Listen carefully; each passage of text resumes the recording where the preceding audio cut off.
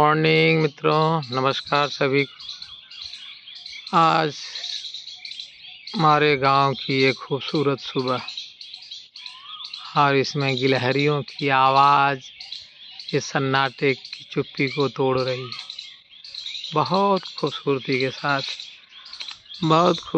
के साथ इस सन्नाटे को तोड़ रही है। जो आम के पेड़ हैं, इन आम के पेड़ों पर ये बैठी हुई हैं और इनकी आवाज़ जो है पूरे सन्नाटे को तोड़ रही है। अच्छा भी लग रहा है। सुबह ठंडी ठंडी हवा चल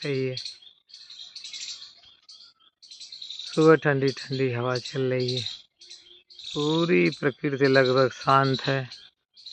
सूर्योदय होने वाला है और इस सन्नाटे के शोर में इन पेड़ों पे बैठी गिलहरियाँ सन्नाटे और चुप्पी को तोड़ रही हैं।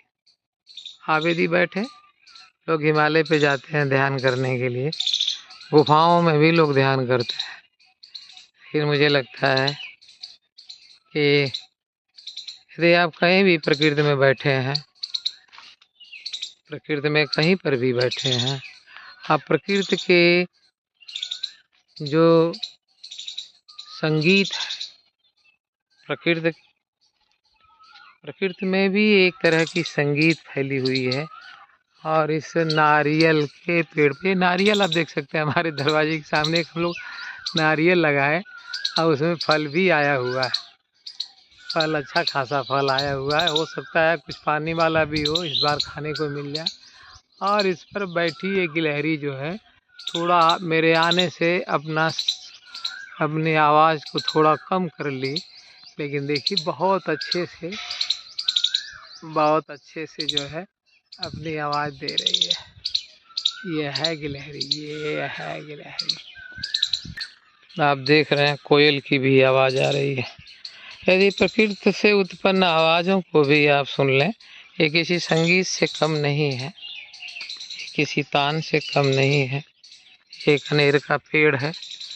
लगभग पूरा गांव आता है हमारे यहाँ दरवाजे से फूल ले जाने के लिए, और इस बात की बहुत प्रसन्नता होती है कि ये फूल उनके अर्घ में, उनके पूजा पद्धतियों में काम आ जाते हैं। हमारी जो गौ माता है, माता हो या न हो, लेकिन गौ जरूर है। तो इस तरीके से इस सन्नाटे से उत्पन्न आवाज़ को, सुबह से ये ठंडी बयार को आप महसूस करते हैं। कहीं भी बैठ के ध्यानस्थ हो सकते हैं, कोई ज़रूरी नहीं है गुफाओं में जाएंगे तो भी ध्यानी कहलाएंगे, हिमालय पे जाएंगे तो भी। जो भाग गया इस संसार को छोड़ करके, जिसने जीवन की चुनौतियों को छोड़ करके, चैलेंजेस को छोड़ करके भाग गया, हिमालय में चला गया, उसको क्या पता कि संसार की जीवंतता क्या है, संसार की चुनौतियाँ क्या है। उसको तो यही लगेगा कि हम उपलब्ध हो गए। अरे जब आप जो है शांत माहौल में शांत हो तो उसे शांति न समझो, उसे उपलब्धि न समझो। इस संसार की अशांति में यदि आप शांत हो तो समझो कि आप उपलब्ध हो, नहीं तो फिर तो ऐसी छलावा की बातें हैं। लेकिन हम लोग तो खैर अभ्यस्त हो चुके हैं कि जो गुफाओं में है, हिमालय में है, वो ज़्यादा ज्ञानी ध्यानी है, उसी का अर्घ होना चाहिए। धन्यवाद, फिर मिलेंगे आप लोगों से।